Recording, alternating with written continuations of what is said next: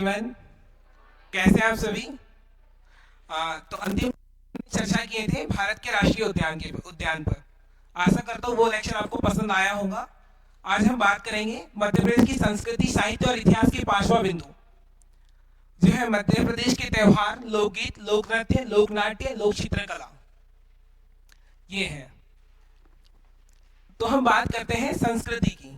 सबसे पहले तो ये महत्वपूर्ण हो जाता है कि संस्कृति होती क्या है। कोई बता सकता है संस्कृति होती क्या है? चलिए मैं बताता हूँ। संस्कृति वे होती है जो पुराने समय से चली आ रही है, उसको बोलते हैं संस्कृति। जैसे दीर्घकालीन परंपरा, जिसमें विचार, विश्वास, रहन सहन, खान पान आदि जब समग्र रूप से एकत्रित होती है तो उसको हम कहते हैं संस्कृति। अभी कोई लिखेगा नहीं है ना, जब मैं आपको लिखने बोलूंगा तब लिखेंगे संस्कृति। और दूसरी होती है सभ्यता।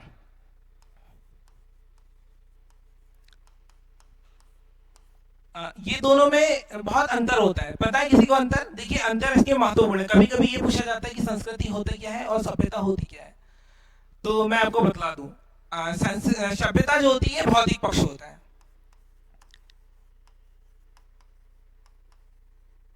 अब आप पूछेंगे भौतिक पक्ष होता है कैसे? तो हम बात करें, हमने बहुत सारी सभ्यता इतिहास में पढ़े होंगे। हड़प्पा सभ्यता, मोहनजोदड़ो सभ्यता, सिंधु घाटी सभ्यता। कहीं ना कहीं जैसे जैसे मनुष्य की बुद्धि का विकास होते गया, हमारी सभ्यता परिवर्तित होती गई, हम जानते गए।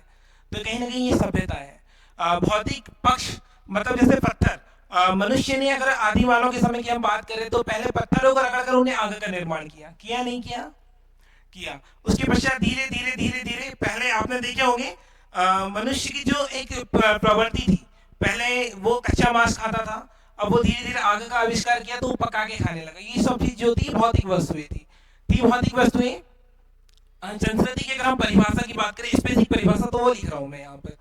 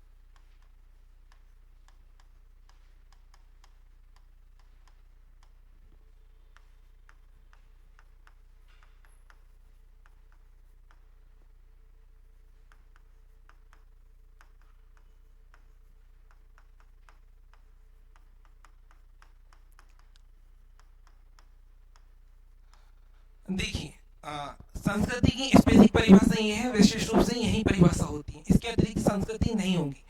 किसी समाज क्षेत्र अथवा विशिष्ट जनजातीय क्षेत्र में व्याप्त विशिष्ट दीर्घकालीन परंपराएं। दीर्घकालीन परंपराएं वे परंपराएं होती हैं जो लंबे समय से चली आती है। आपने देखे होंगे, चूंकि बालाघाट जिला जो है आदिवासियों का बहुल्य जिला माना जाता है, यहाँ पर बहुत सारे आदिवासी निवास करते हैं। तो हम देखते हैं कि जब भी हम उनके पास जाते हैं तो उनकी बहुत सारी परंपरा होती है। देखे नहीं देखे? दूसरी बात, अगर हम भारत के संदर्भ में बात करें, भारतीय परिप्रेक्ष्य में बात करें, तो यहाँ पर एक संस्कृति चली आ रही है। आप सभी को पता है, अतिथि देवो भव। पता है, ये हमारी संस्कृति है। अतिथि देवो भव की परंपरा है। ऐसा कहा जाता है कि घर में जो भी अतिथि आते हैं वो देवों के तुल्य माने जाते हैं। अतिथि देवो भव की ऐसी परिकल्पना भारत में मानी जाती है। तो ये इसकी परिभाषा है। अगर आप लिखना चाहें तो लिख सकते हैं।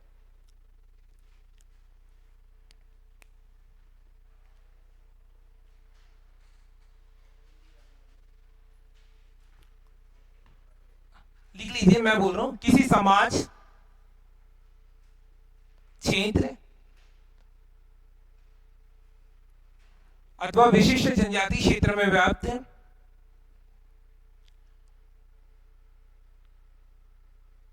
विशिष्ट दीर्घकालीन परंपराएं,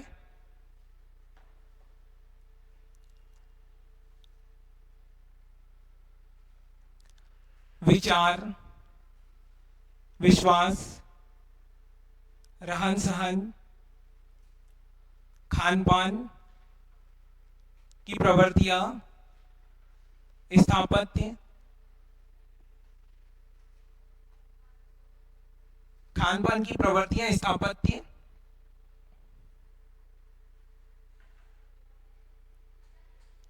आदि समग्र रूप से संस्कृति कहलाती है।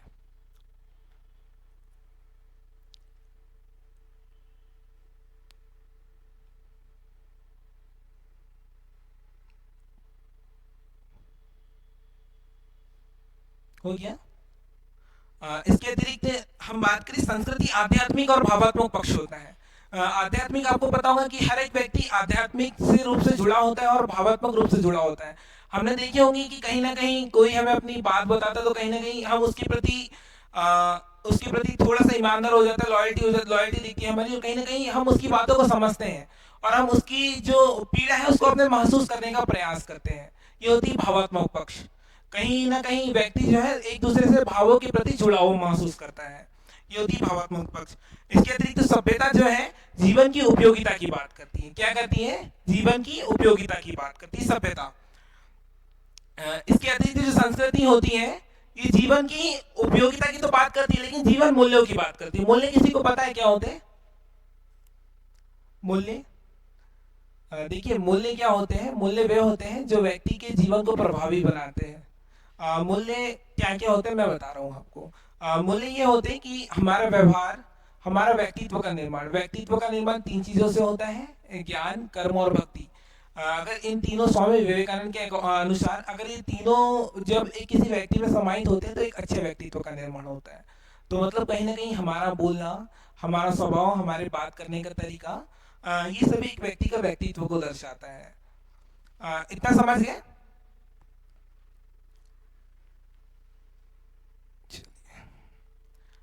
अगर हम बात करें, हमारा जो मध्य प्रदेश का मैप है उसको चार भागों में डिवाइड किया गया है, वर्गीकृत किया गया है। कौन कौन से क्षेत्र? पहला है मालवा वाला क्षेत्र, दूसरा है निमाड़ का क्षेत्र,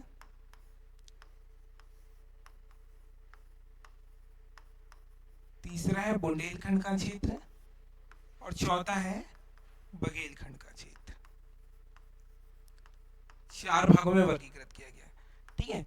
ये हमने क्यों करे? सुविधा की दृष्टि से। अर्थात जैसे हमको लोकगीत, लोक नृत्य, लोक नाट्य, लोक चित्रकला और लोक शिल्पकला पढ़ना है, तो इस चारों भागों में विभाजित करके हम ये बता सकते हैं। प्रीलिम्स में बहुत बार क्वेश्चन आया है कि माच जो है किस माच जो है किस राज्य का लोक नृत्य है, लोक नृत्य, ऐसा करके क्वेश्चन आता है। प्रीलिम्स में एक नंबर का क्वेश्चन आता है, तो यहाँ से आप पता लगा सकते हैं।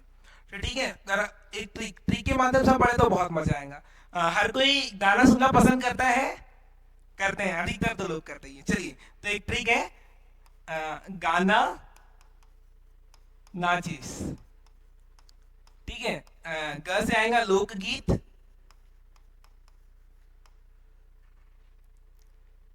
ठीक है। उसके बाद आएगा लोक नृत्य, फिर आएगा लोक नाट्य, उसके पश्चात आएंगी लोक चित्रकला, उसके बाद आएंगी शिल्पकला। आप इसे आसानी से याद कर सकते हैं। पांच बातें होती हैं: लोक नृत्य, लोक नाट्य, लोक चित्रकला, लोक शिल्पकला और लोकगीत। लिख लीजिए गाना नाचिस, आपको हमेशा याद रहेगा और लंबे समय तक याद पर कर रहेंगे।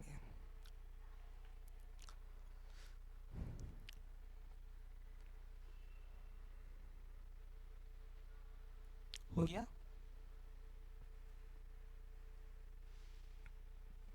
हो गया? हाँ। देखिए, पांच बातें होती हैं हमारे यहाँ: लोकगीत, लोक नृत्य, लोक नाट्य, लोक चित्रकला और लोक शिल्पकला। हाँ, विशेषता यानी मतलब यहाँ पर पाई जाती है। और ये जो क्षेत्र है इसके अनुसार हम इसको पता लगा सकते हैं बहुत आसानी से कि मालवा क्षेत्र के अंतर्गत कौन सा लोक नृत्य है।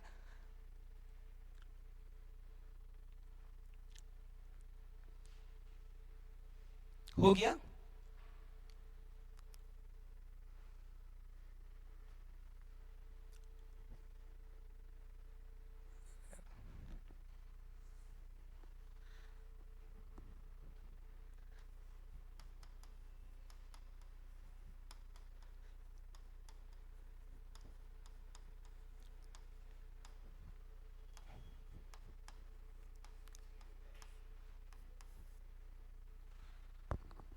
पहले मैं लिखता हूं और आप लोग बोलते जाएंगे, है ना?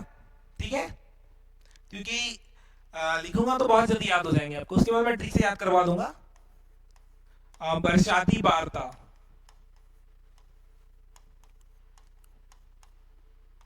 निर्गुणी,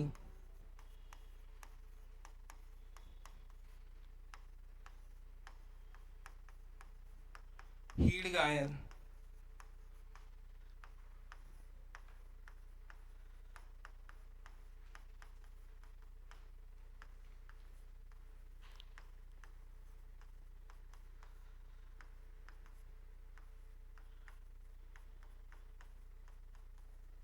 चलिए आप लोग मेरे साथ बोलते जाइए, है ना? मध्य प्रदेश के लोक गायन में पहला आता है मालवा। मालवा के अंतर्गत आता है बरसाती वार्ता, निर्गुणी, हीड़ गायन, संध्या गीत, भरतरी और रेलो गीत। लिख लीजिए।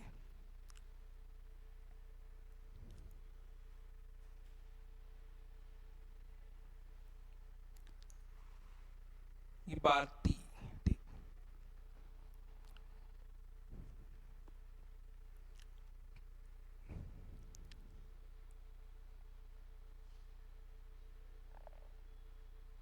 हो गया। हीड़, हाँ।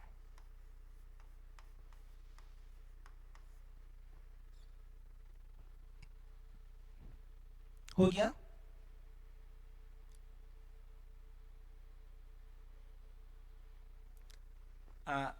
अब एक काम कीजिए, कॉपी को थोड़ी देर के लिए बंद कर लीजिए।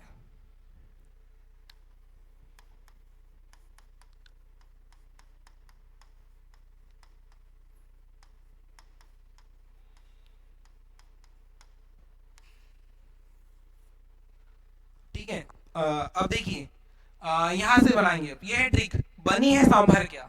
सांभर कौन कौन से जानते हैं? सांभर ना सभी जानते हैं? चलिए, कुछ लोग नहीं खाए भी होंगे। और सांभर एक शीतल और एक सांभर, वो सांभर भी होता है। तो चलिए, वो सांभर इससे याद करते हैं। इससे आपको 1 मिनट में याद हो जाएगा। एक बार मेरे साथ दोहराएंगे, बनी है सांभर क्या? बोलिए।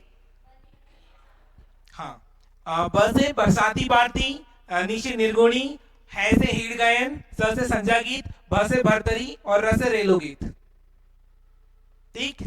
चलिए, अब आप लोग बोलते जाएंगे। ब से, नी से, ह से, सा से, भ से, र से रेलो गीत। हाँ, लिखते चलिए, लिख लीजिए।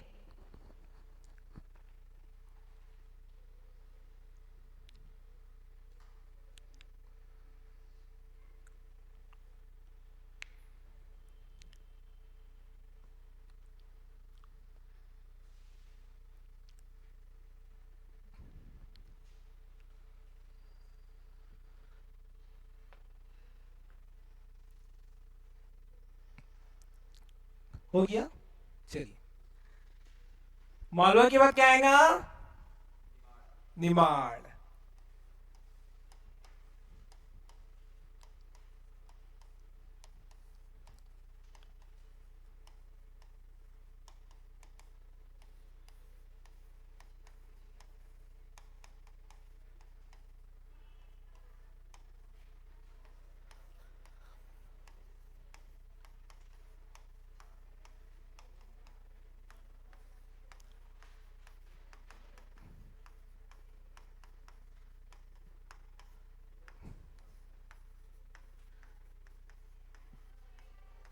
निमाड़ क्षेत्र के अंतर्गत 5 आते हैं: नाथपंथी, गरबा गरबी, कलगी तुर्रा, संत सिंगाजी और मसानिया। ये 5 लोकगीत या लोक गायन आते हैं। नाथपंथी, गरबा गरबी, कलगी तुर्रा, संत सिंगाजी और मसानिया। लिख लीजिए।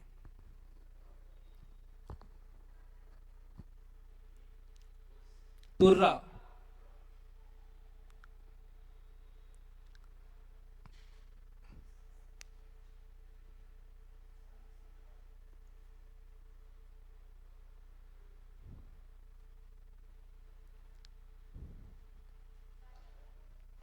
मशानिया।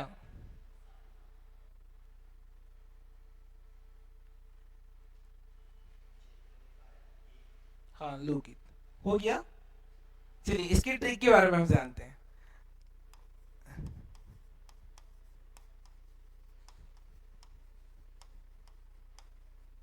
पता है नागर क्या है? हाँ, नागर हल है, बिल्कुल। और नागर एक शैली है, और नागर शैली से और क्या याद आ रहा है करंट में कुछ? बिल्कुल। राम जी का मंदिर जो अयोध्या में है उसका निर्माण नागर शैली में हुआ है। चलिए इसे देखते हैं ना।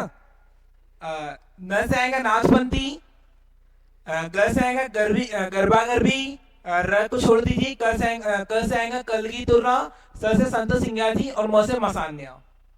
ठीक है, मेरे साथ एक बार बोलिए। न से क्या आएगा? नाचपंथी। ग से क्या आएगा? गरबा गरबी। क से क्या आएगा? कलगी तुर्रा। स से क्या आएगा? संत सिंगार जी, और म से क्या आएगा? मशान्या। लिख लीजिए।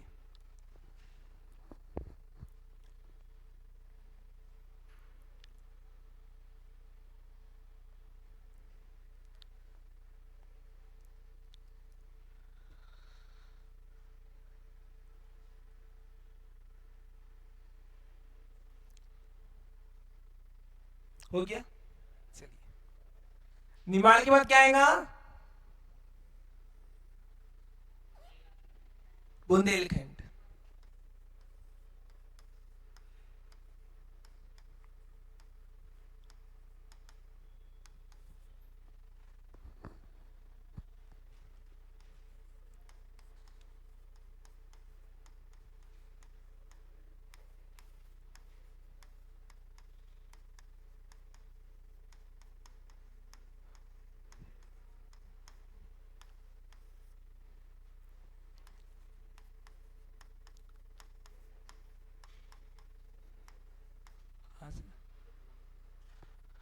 जगदेव का फुहारा, दीवारी गायन, बैरायट,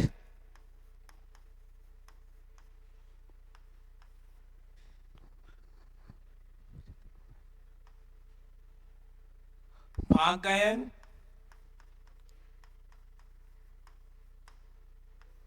आल्हा गायन।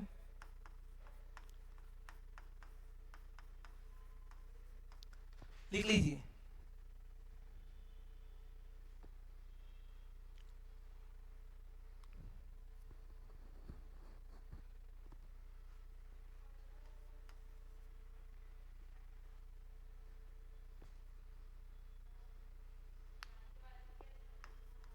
कौन सा वाला?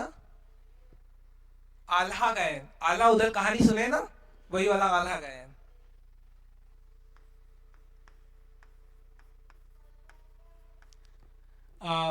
भोला गीत, भोला गायन। हाँ।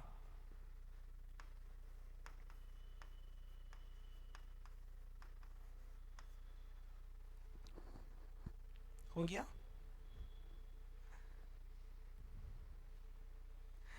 इसकी ट्रिक मैं आपको ऐसी बताने जा रहा हूँ, कभी नहीं भूलोगे आप।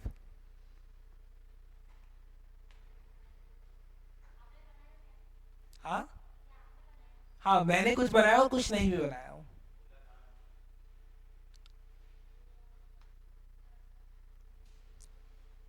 हो गया।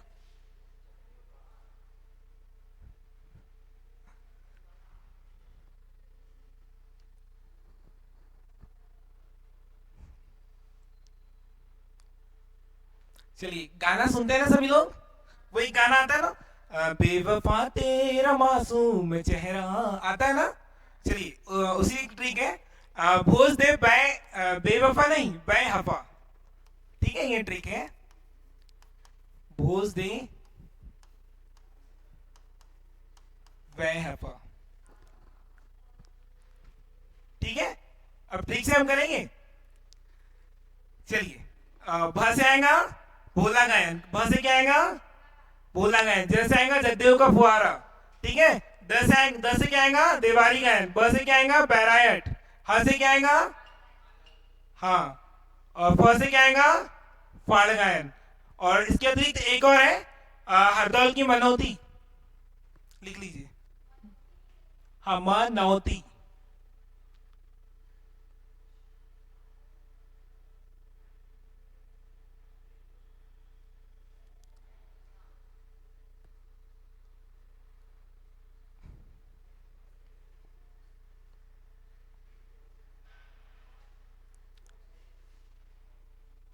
चलिए एक बार दोहराएंगे आप लोग मेरे साथ। चलिए ब से क्या आएगा? जैसे, द से, ब से, ह से, फ से, गीत। और दो है, दो और कौन कौन से बचे? एक आला गायन। आला गायन कैसे याद रखोगे? आला और उदल की कहानियां बहुत प्रसिद्ध है और उनका ऐसा वरदान है कि वो जीवित है। और एक है हरदौल की मनोती। जब भी हम कहीं मंदिर जाते हैं पर कहीं भी जाते हैं तो वहां से विश मांगते हैं ना कि भगवान हमारी ये मनोकामना पूर्ण कीजिए। मानते हैं कि नहीं? ठीक उसी तरह से याद रखेंगे। ये समझ में आया? मजा आ रहा है नहीं आ रहा है? आ रहा है। चलिए एक बार फिर से बोलेंगे ताकि याद हो जाए। भ से, ज से, द से, ब से, ह से, फ से, और दो कौन कौन से बचे? और एक और है हरदौल की मनौती। नीचे लिखा हुआ है, लिखा हुआ है ना? चलिए इसके पश्चात आएगा बघेलखंड।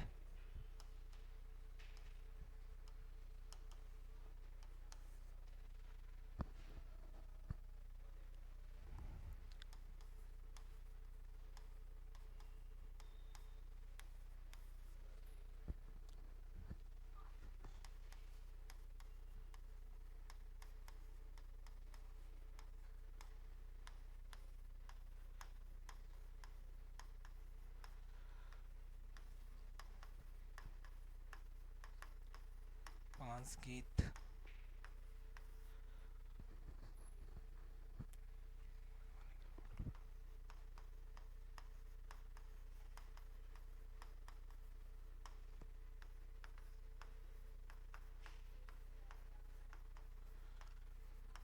बघेलखंड के अंतर्गत 6 आएंगे। बसदेवा, विरहा गायन, सीदेव, पांच गीत, पांडवानी गीत और घोटुल प्रथा। कुल मिलाकर 6।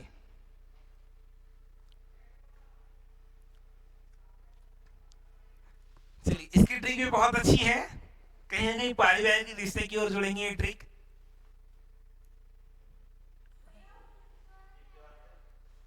पांडवानी। पांडवानी सुने ना आपने?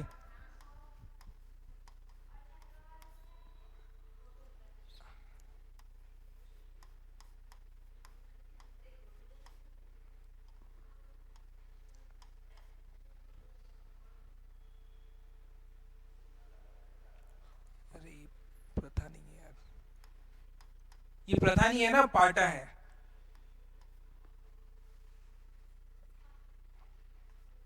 हो गया? हो जाएगा तो बता देना।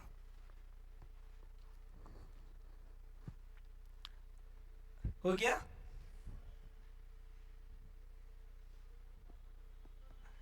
चलिए पूछूंगा, आप लोग बताएंगे। जब भी हम देखते हैं कि जब भी पिता कोई काम करते हैं और वो हमेशा ये सोचते हैं कि हमारे जो बच्चे हैं वो बाहर जाके पढ़े, ठीक है। लेकिन कई बार ये होता है कि जब वो बेटे की शादी होती है तो वो अलग हो जाता है। होता है नहीं होता? होता है ना? तो पिता जो है, जो फादर है, वो विवश हो जाते हैं, मजबूर हो जाते हैं। होते नहीं होते? तो ये ट्रिक है विवश बाबू का।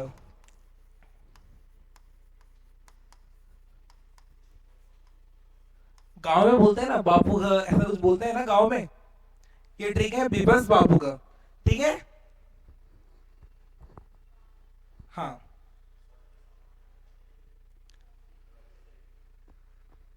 देखिए, बी बस बापू घ।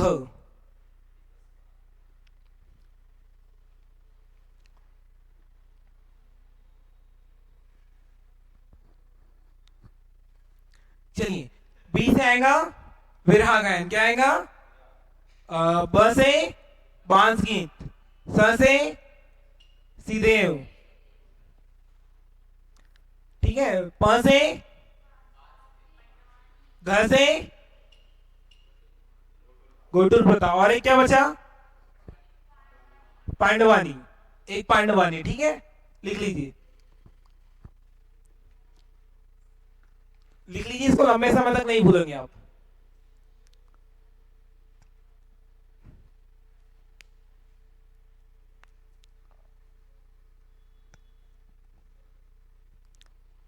हो गया? चलिए एक बार इसको रहने देते हैं और एक बार रिकॉल करते हैं। कॉपी बंद कर दीजिए, मेरे साथ बोलते जाएंगे, है ना। हमने 4 क्षेत्र पढ़े। पहले संस्कृति और सभ्यता में अंतर जाना कि संस्कृति होती क्या है और सभ्यता होती क्या है। संस्कृति जो होती है वो भावात्मक या आध्यात्मिक पक्ष होती है, जबकि सभ्यता जो होती है वो भौतिक पक्ष होती है। भौतिक पक्ष अर्थात जो हमारी जैसे जैसे बुद्धि का विकास होते गया, कहीं ना कहीं हमारी सभ्यता जो है वो आगे बढ़ती गई। इसका उदाहरण हमने पत्थर से देखे और मानव के आज के विकास तक हमने देखे सभ्यता में। सभ्यता जो है जीवन की उपयोगिता को बताती है, जबकि संस्कृति जो है जीवन की उपयोगिता में जीवन के मूल्यों को बताती है। मूल्य क्या होते हैं? मूल्य वे होते हैं जो हमारे जीवन को प्रभावी बनाते हैं। मूल्य में हमारा रहन सहन, हमारे बोलने का तरीका, हमारे चलने का तरीका, हमारे बात करने की शैली, ये सब मूल्य कहलाते हैं। नैतिक मूल्य, मॉरल वैल्यू। कई लोग देखे होंगे आपने, कई लोग बात बहुत अच्छे से करते हैं और ऐसा लगता है कि उनसे बहुत ज्यादा बात की जाए, वो उनके कहीं ना कहीं नैतिक मूल्य है, कहीं ना कहीं संस्कार होते हैं। हिंदू संस्कृति के अनुसार 16 संस्कार माने गए हैं, गर्भधारण से लेके कहां तक? सर ने बता दी, अंतिम संस्कार तक, जहां पर मनुष्य मोक्ष को प्राप्त करता है। ये होता है, ये होती संस्कृति। इसके अतिरिक्त अगर हम बात करें संस्कृति की, मैंने मुख्य परिभाषा बताया। किसी समाज, समाज किसे कहते हैं पता है? व्यक्ति से मिलकर परिवार बनता है और अनेक परिवारों से मिश्रण से समाज बनता है। हाँ, तो परिभाषा क्या संस्कृति की? किसी समाज, क्षेत्र अथवा विशिष्ट जनजातीय क्षेत्र में व्याप्त। हमारे यहाँ मध्य प्रदेश की सबसे बड़ी जनजाति भील, दूसरी, तीसरी भील, गोंड और तीसरी है कोल। और अन्य अन्य जनजातियां बैगा, भारिया, सहरिया, कोरकू। ठीक। तो उसकी परिभाषा मैंने आपको बतला दिया। किसी समाज, क्षेत्र अथवा विशिष्ट जनजातीय क्षेत्र में व्याप्त विशिष्ट दीर्घकालीन परंपराएं जिसके अंतर्गत विचार, विश्वास, रहन सहन, खान पान, स्थापत्य आदि की प्रवृत्तियां समग्र रूप से अब एकत्रित होती है तो संस्कृति का निर्माण होता है। आपने देखे होंगे कि हमारा खाना पीना अलग है। थोड़े से जंगलों में आदिवासी दृष्टिकोण में जाओगे तो उनका खाना पीना अलग है, और उससे और अंदर जाओगे तो उनका खाना पीना अलग है। कहीं ना कहीं हमारी बोलने का तरीका अलग है, उनकी बोलने का तरीका अलग है, और अंदर जाएंगे तो उसकी बोलने का तरीका अलग है। वो कहते हैं ना, कुछ दूरी पर जाओ तो मिट्टी बदल जाती है, उससे कुछ दूरी पर जाओ तो पानी बदल जाता है, उससे कुछ दूरी पर जाओ तो रंग बदल जाता है, बोलते हैं ना। तो हमने 4 क्षेत्र में विभाजित किया, किसकी दृष्टिकोण से? याद करने की दृष्टिकोण से। मालवा क्षेत्र, निमाड़ क्षेत्र, बुंदेलखंड क्षेत्र और बघेलखंड क्षेत्र। एक आपको मैंने ट्रिक बताया कि गाना सभी लोग सुनते हैं तो उससे याद रखेंगे आप। गाना, नाचिस, लोकगीत, लोक नृत्य, लोक नाट्य, लोक चित्रकला और लोक शिल्प कला। तो लोकगीत की हम बात करें मालवा में, तो मालवा की मैंने आपको ट्रिक क्या बताया था?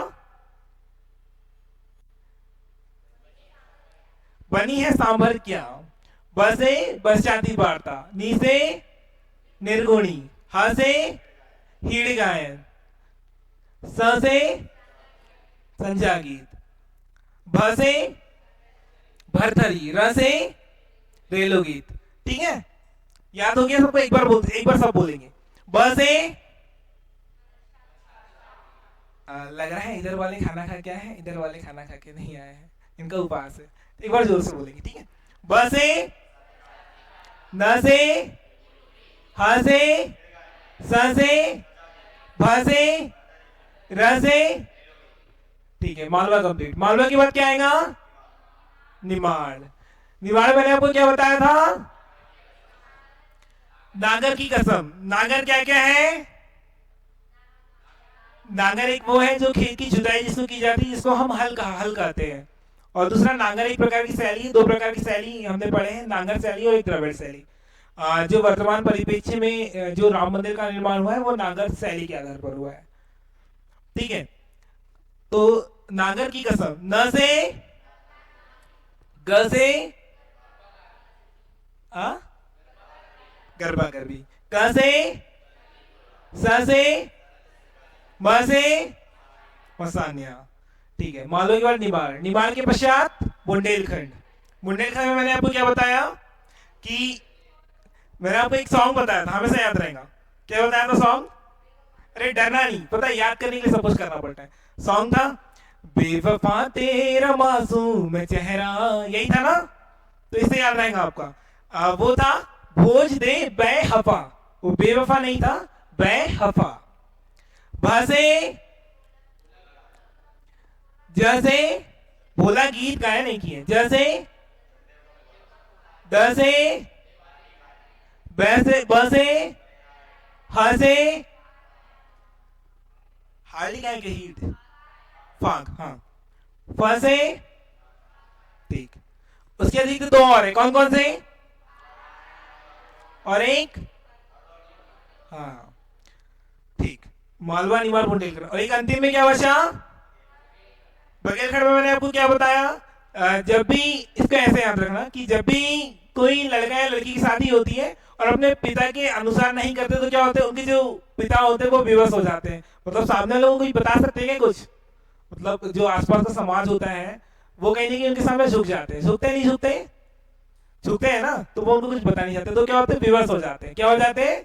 विवश हो जाते हैं। तो कौन विवश हुए? बापू। पिता को क्या कहते हैं? बापू। विवश बापू का, ठीक है। तो बी से क्या आएगा? देखिए बताइए, बी से क्या आएगा? हाँ, ब से एक और फिर ब है, स से बा से प से घ से घुटुल पाटा, घ से घुटुल पाटा। इतना ठीक समझ में आया? किसी कोई प्रश्न? किसी कोई प्रश्न है? मध्य प्रदेश का लोक नृत्य, लोक नृत्य, राइट, लोक नाट्य मार्च। हाँ, इसके अतिरिक्त ये, और मैं आपको एक महत्वपूर्ण बात बता रहा हूँ 2 मिनट में, कि वो बात ये है कि ये जितने जो हमने लिखे हैं ये हमारे बालाघाट जिले में ही आयोजित होते हैं। आप लोग जाया कीजिए। मध्य भारत सरकार का संस्कृति एवं पर्यटन मंत्रालय है। अभी हाल ही में 29 नवंबर को आयोजित हुआ था, सर के साथ हम लोग गए थे। फाग गायन का हमने अपनी आंखों के साक्षात देखे कि फाग गायन होता कैसे है। इससे क्या होता है, स्मृतियां, ऐसा कहा जाता है ना कि एक चित्र जो होते हैं वो बहुत सारे लिखे हुए पेज के बराबर होते हैं, तो आपको बहुत लंबे समय तक। अभी 26 जनवरी को भी उत्कृष्ट मैदान में हुआ था, तो मुझे लगता है कि देखना चाहिए। इससे क्या होता है, हमें वास्तविक अनुभव भी मिलता है और हमें लंबे समय तक याद भी रहता है। आज के लिए इतना ही। अगर आप आगे पढ़ना चाहेंगे तो आगे भी पढ़ेंगे इसी तरीके से।